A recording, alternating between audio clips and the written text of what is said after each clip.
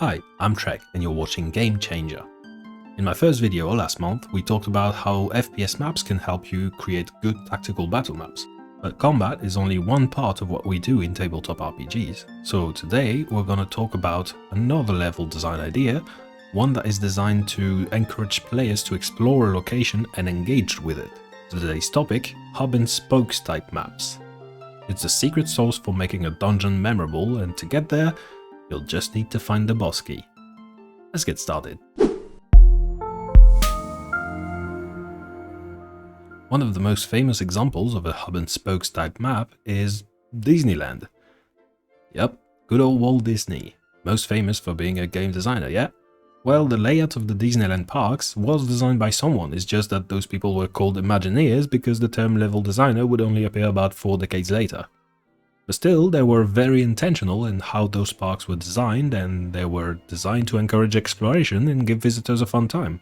And the way they come up with to achieve those goals was a hub and spokes layout. The parks are divided into lands which radiate from the castle in the center. And each land is about one of Walt Disney's passions: adventure, fantasy, science, and so on. This forms the shape of a wheel, with the central location being the hub and each of the lands being a spoke. But let's put ourselves in the shoes of a visitor for a second. What happens when you first enter the park is that you walk down Main Street, a nice little replica of an American time from the early 1920s, with a bunch of shops and restaurants. At this point in your visit, you want to go on rides, you don't want souvenirs or food, so you quickly make your way down the street in the direction of the castle, the only fantastical element you can see at this point, and likely the only thing that's really piquing your interest. But unbeknownst to you, two things are happening. The first is that, against your better judgment, you are making a mental note of what is present here, so that whenever you get hungry later in your journey, you'll know to come back here and spend your hard-earned money on slightly below average food. And at the end of the day, when you leave the park, you'll be tempted to check out the stores for overpriced goodies you can bring back home. The second thing that's happening is that you're being slowly transported into a place that's familiar and yet slightly different from the outside world. You're being eased into suspending your disbelief so that you'll be ready for the rest of the park, where things actually get fantastical and weird and fun.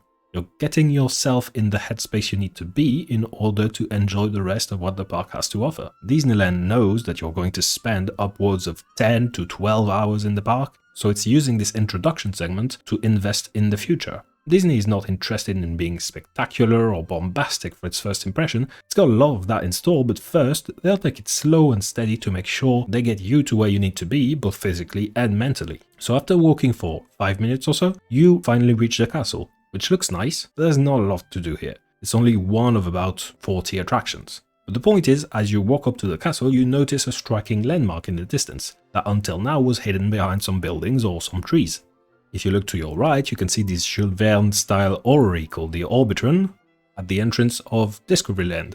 On your left, there's this tall red rock formation called Big Thunder Mountain, which gives you the vibes of a Gold Rush Western movie. It's the path to Frontierland. Remember when we talked about differentiation and signposting in an earlier video? Well, as usual, Disney uses their own jargon to describe it. They call those weenies because they coax visitors into different parts of the park, just like you can use a piece of meat to get your dog to follow you to different parts of the house. Yeah, the 50s were a weird time. But the purpose is pretty much the same: exposition and foreshadowing. They tell you if you go in this direction, this is more or less what you can expect to find, with a heavy subtext of "and doesn't it sound cool?" Because again, the whole point is to get visitors to want to explore the park. And this is a fractal concept. Attractions are designed to be landmarks in and of themselves, so when you go to the entrance of a land, you start to see the rise of that land, and each of them is its own weenie that competes for your interest. So your spoke was actually a hub with spokes of its own, and you go right back to exploring. So you've picked one of the lands and you've gone on a ride or two, but eventually after a couple of hours you want a change of pace. Or more likely there's 2 hours of queue on every ride you wanted to do. But either way, you want to go somewhere else. Well, luckily, when you first entered the park and reached the hub, you had been shown the existence of other lands, each with a different theme and its own set of attractions. Exactly the change of pace you were looking for. And you know exactly how to get there. Get back to the hub and then go to a different spoke. If you explore, you might even find shortcuts which let you go from one spoke to the next without having to get back to the hub. So let's wrap up our little theoretical visit, which thankfully did not cost you an entry ticket worth $100.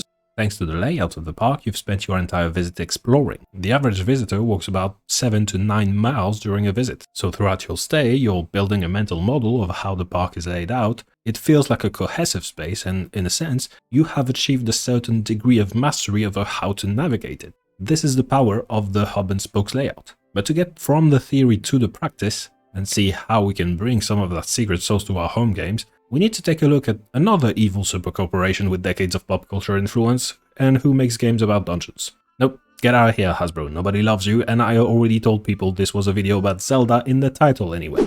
The Zelda franchise is known for its dungeons filled with monsters, traps, puzzles, and treasure, and yet it was created completely independently from Dungeons & Dragons, which means we can learn a lot from it as game masters. As the story goes, Eiji Aonuma, who was responsible for the dungeons of Ocarina of Time, was inspired by Karakuri Ningo. These intricate wooden clockwork automatons from Japan are animated by a complex system of spools and weights and other mechanisms. A lot of them are toys and the fun is simply in watching them move, but just like with prestidigitation and sleight of hand and other forms of magic, part of the fun for a lot of people is trying to untangle their inner workings and understand the secrets of how they work, and sometimes build your own puppet and make it more complex and more awe-inspiring than the puppet that impressed everyone last year. The puppet you see on screen right now was created by the founder of Toshiba, for example. So you can easily see how this shaped Zelda's dungeons. Instead of being a place which contains puzzles, like you typically see in tabletop RPGs, the dungeon itself is the puzzle. By activating the different mechanisms, you can change the state of the entire dungeon, not just the room you are currently in. For example, the Sen ship from Skyward Sword has two states, the present and the past, and you can toggle between them by shooting an arrow at the crystal embedded in the mast of the ship. Some of the obstacles can only be overcome in the present, others can only be overcome in the past. But what happens if you pass an obstacle by going in the present, and then you find a second obstacle where you need to be in the past? Well, you'll need to find a way back to the hub without losing your progression. For example, here to get to the end you need the key in cabin 2, but it's only accessible from the past, and the room leading up to it, cabin 1, is only accessible in the present. So you need to get back to the hub, you need to find this rowboat that can be lowered to cabin 1. But the portholes are closed from the inside, so you need to get back to cabin 1 from the present, open the portholes, get back to the hub, get to the past, and now you can use the rowboat to get to cabin 1, and then walk over to cabin 2 and snatch the key. You did not exactly take the shortest path through the dungeon. You could have probably skipped a step or two if you had noticed the portholes on your first visit of cabin 1, for example.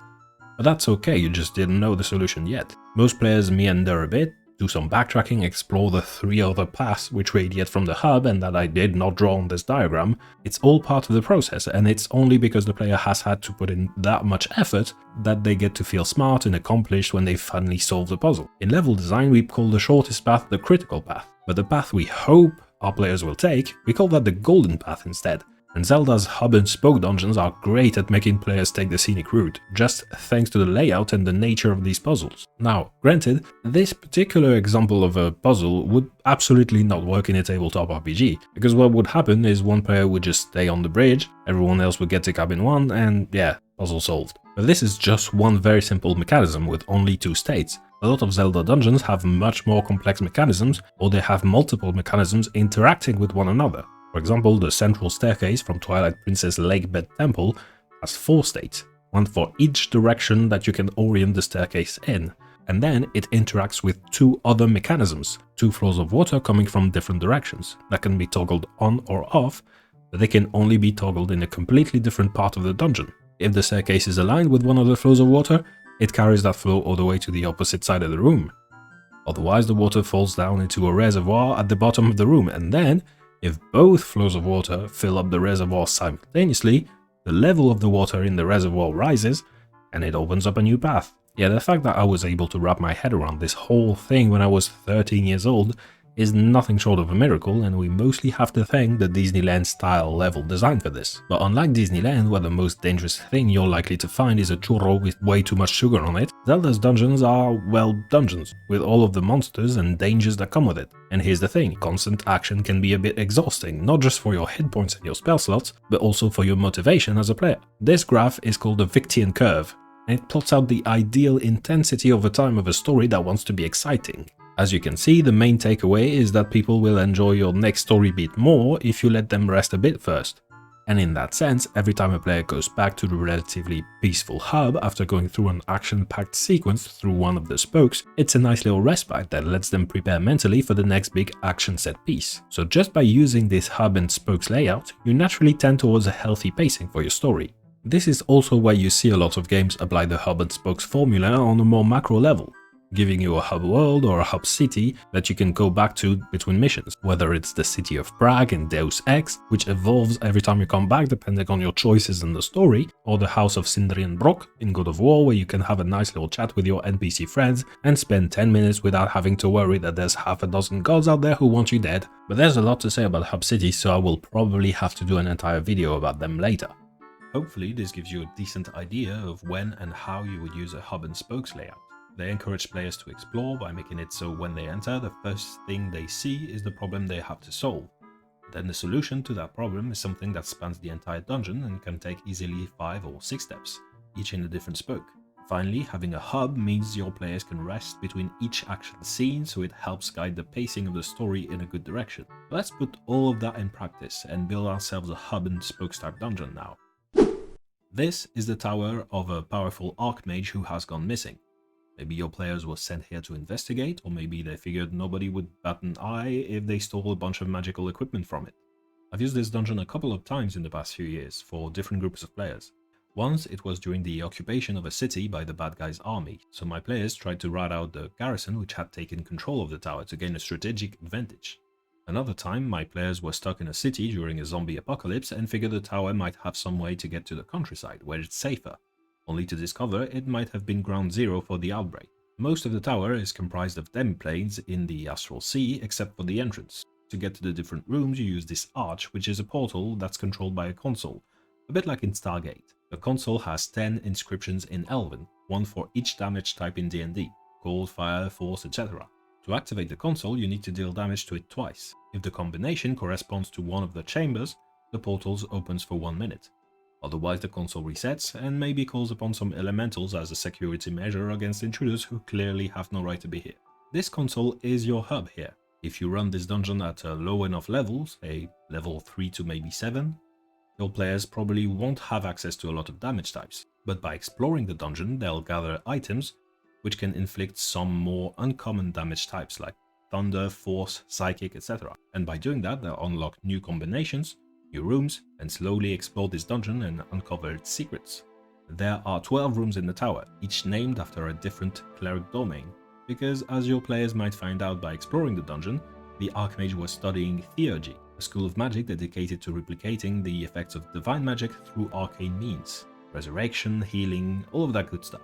Wizards and toying with forces that shouldn't be messed with. Name a more iconic duo. I'm not going to go through all of the rooms in this video. You can find the map and a quick reference doc in the video description. Let's go through just a couple of examples to give you an idea. This is the Forge room. You access it by inputting fire and physical damage in the console. So this is likely the first room your players will discover. Everyone has access to physical damage, they can just punch the console, and fire is pretty common too, either in the form of cantrips or maybe just a torch. In it, the players can meet an Iron Golem, unit designation CL4NG or Clang. The golem is supposed to be making magic items, but right now it's running on battery saving mode because the crystal that's powering it is almost empty. The magic items include a bunch of different magic weapons which can deal different types of damage and basically unlock the entire tower. But Clang says the players are unauthorized and will attack if they attempt to steal something. To get those magic items, the players will need two things. A fully powered crystal, which can be found in some other rooms like the teleportation circle of the Tempest room, and a brooch from the Archmage's personal chambers, which will identify the party as the Archmage Clang is supposed to serve.